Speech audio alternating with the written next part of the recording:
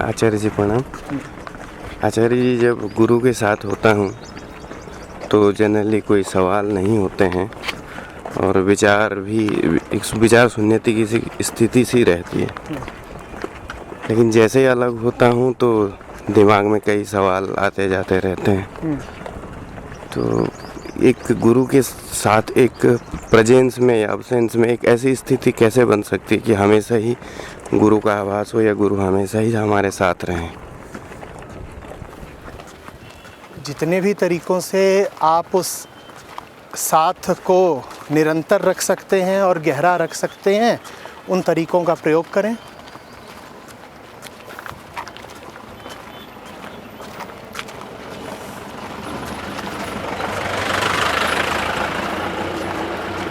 बात बहुत सीधी है। कुछ करके किसी विधि से अगर लाभ होता हो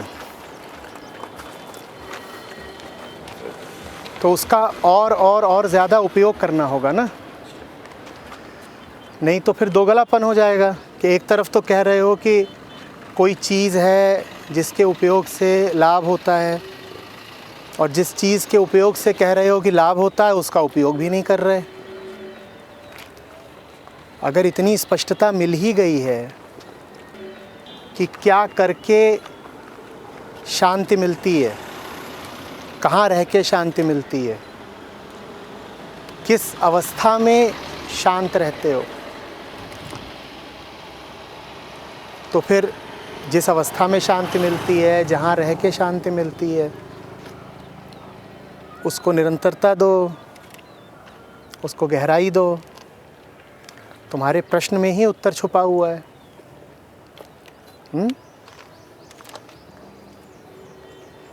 तुम जा कर के किसी चिकित्सक से कहो कि मुझे आपकी औषधि से आराम मिलता है और जितना लेता हूँ उतना आराम मिलता है, बताइए अब क्या करूँ। तो चिकित्सक बेचारा क्या कहेगा? कहेगा कि जब औषधि भी उपलब्ध है और औषधि का प्रभाव भी प्रमाणित है, औषधि तुम्हें उपलब्ध है और ये बात भी प्रमाणित है कि औषधि लेने से लाभ होता है, तो अब मैं तुम्हें क्या बताऊं? बताने को बचा क्या?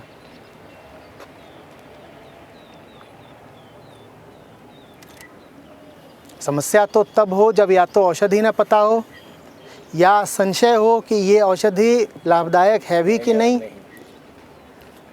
अभी तो मामला साफ है, आगे बढ़ो। अब रुकने का क्या सवाल है? लेकिन माया महाठगिनी हम जानी। जब मंजिल भी दिख रही हो, रास्ता भी पता हो और रास्ता साफ भी हो, तो भी वो मन में विचित्र संशय पैदा कर देती है। उन संशयों का कोई उत्तर नहीं हो सकता है। उन संशयों को जवाब बस यही दिया जाता है, ये संशय रहते हुए भी वो करते रहो जो जान गए हो कि सही है। श्रद्धा और विवेक को भ्रम से ज़्यादा महत्व दो।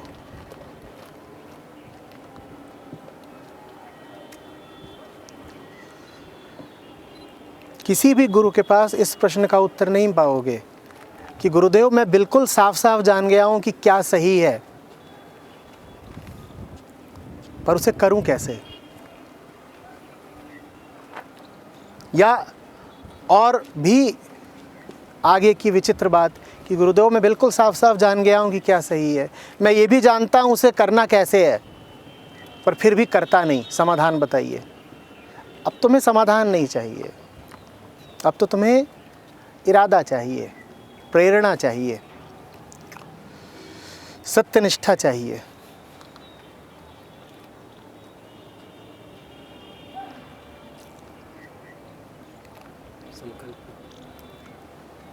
तुम्हें मंजिल दिखाई जा सकती है, रास्ता बताया जा सकता है, पाँव तो तुम्हें ही बढ़ाने पड़ेंगे ना।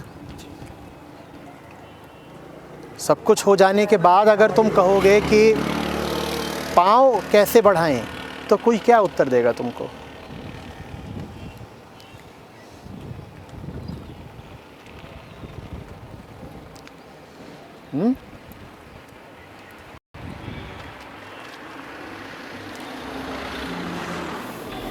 आचार्य जी, जीवन में क्या जीवित गुरु के बिना मुक्ति संभव नहीं है क्या? बिल्कुल संभव है।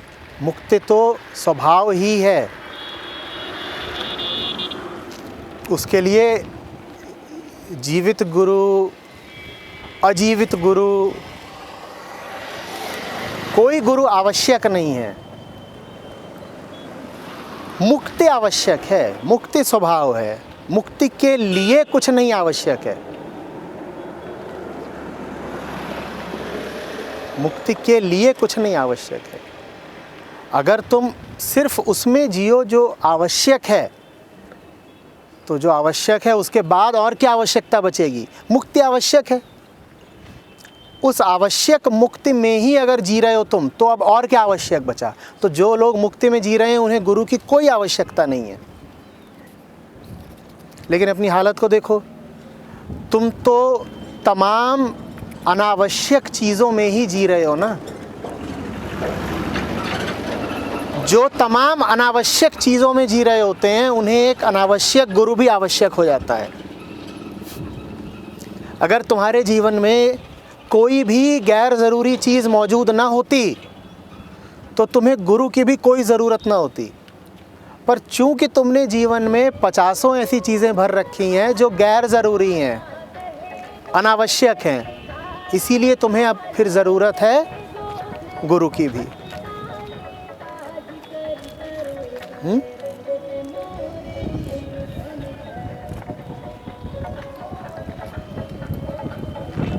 आपने कहा कि तुम्हारा जीवन अनावश्यक चीज़ों से भरा है, इसीलिए अनावश्यक गुरु की भी ज़रूरत हो जाती है। मूलतः गुरु आवश्यक नहीं है, मुक्ति मात्र आवश्यक है। पर चूंकि तुमने अपने आप को 50 संसारी चीज़ों से भर रखा है, इसीलिए तुम्हें फिर एक संसारी गुरु भी चाहिए। सांसारिक चीज़ जो भी तुमने अपने अंदर भर रखी है वो अनावश्यक ही है। इसी तरीके से वास्तव में संसारी गुरु भी अनावश्यक है, अगर तुम्हें साफ पता हो कि मुक्ति कितनी आवश्यक है और तुम मुक्ति में ही जियो। मुक्ति से तुम हिलो डुलो ही नहीं, तो तुम्हें गुरु की कोई आवश्यकता नहीं। गुरु अनावश्यक है। समझ रहे हो बात? गुरु अनावश्यक है किसके लिए? जो मुक्ति में ही सांस लेता है, मुक्ति में ही चलता है, मुक्ति में ही सोता है, मुक्ति में ही उठता है, मुक्ति में ही जगता है, उसके लिए गुरु बिल्कुल अनावश्यक है। पर क्या तुम वैसे हो? तुम तो वैसे नहीं हो ना। तुम आवश्यक मात्र में नहीं जी रहे, तुम तो हर उस गैर जरूरी चीज़ में जी रहे हो जो व्यर्थ है, फिर भी तुम्हारे मन में, संसार में, जीवन में मौजूद है। कांटे से कांटा निकलता है ना, इसलिए फिर गुरु चाहिए। जब तुम्हारे जीवन से सब अनावश्यक चीज़ें हट जाती हैं तो फिर तुम्हारे जीवन से गुरु भी अपने आप हट जाता है, कुछ और नहीं बचता। तुम मात्र बचते हो। एक सत्य, दो तो होते नहीं। ब्रह्मलीनता में जब दो नहीं होते तो एक गुरु और एक चेला कहाँ से आएंगे? गुरु और चेला अगर दोनों हैं तो माने अभी द्वैत बाकी है। तुम्हारे जीवन से जब सब विकार हट जाते हैं तो गुरु भी हट जाता है। जब तक माया है तब तक गुरु है। माया हटी नहीं कि गुरु भी हटा। तो आत्मा और परमात्मा भी एक ही है गुरु, और अगर क्या? अद्वैत नहीं है। आत्मा में कोई कमी होती है क्या कि उसमें तुम परम आत्मा जोड़ना चाहते हो? कि जैसे मैनेजर और सीनियर मैनेजर, तो एक आत्मा है और एक उससे ऊपर वाला है परम आत्मा। आत्मा में कोई खोट है, कोई कमी है? एक तरफ तो बोलते हो आत्मा अनंत है, अविनाशी है, निर्दोष है, निर्विकार है, और फिर तुम आत्मा के आगे परम आत्मा को भी खड़ा करते हो। अनंत के आगे परम जोड़ देने से क्या हो जाएगा? कुछ अनंत महाअनंत हो जाएगा। मतलब सेम ही रहेगा। तो हम सब कनेक्टेड हो गए। कनेक्टेड हो गए कि एक हो गए? एक हो गए। एक हो गए अगर तुम आत्मस्थ होकर जियो। आत्मा के तल पर तो सब एक हैं ही, पर तुम आत्मा के तल पर जीते नहीं, इसलिए तुम्हें विभिन्नताएं और तमाम तरह के दोष और परिच्छिन्नताएं दिखाई देती हैं।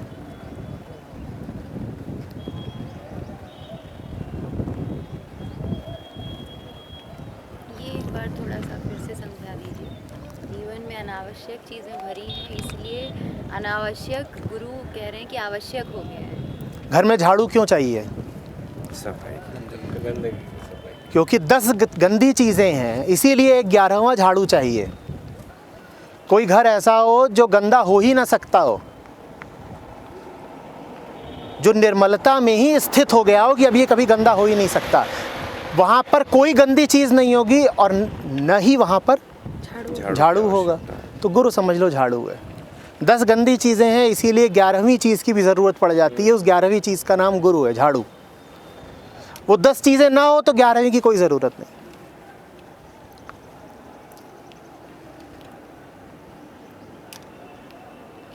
इसका मतलब ये भी समझ लेना कि उस 11वीं वस्तु को वो ही हटाए जिसने सर्वप्रथम उन 10 चीज़ों को हटा दिया हो।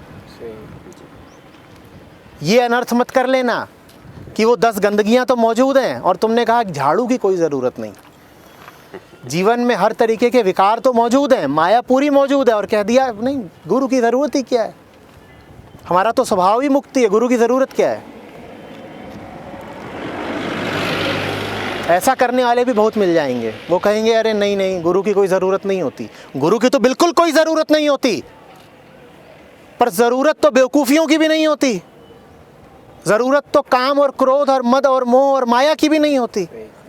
तुम्हारे जीवन में काम, क्रोध, मद, मोह, माया, मात्सर्य, लोभ, ये सब मौजूद हैं। इनको तुमने कभी नहीं कहा कि ये गैर ज़रूरी है।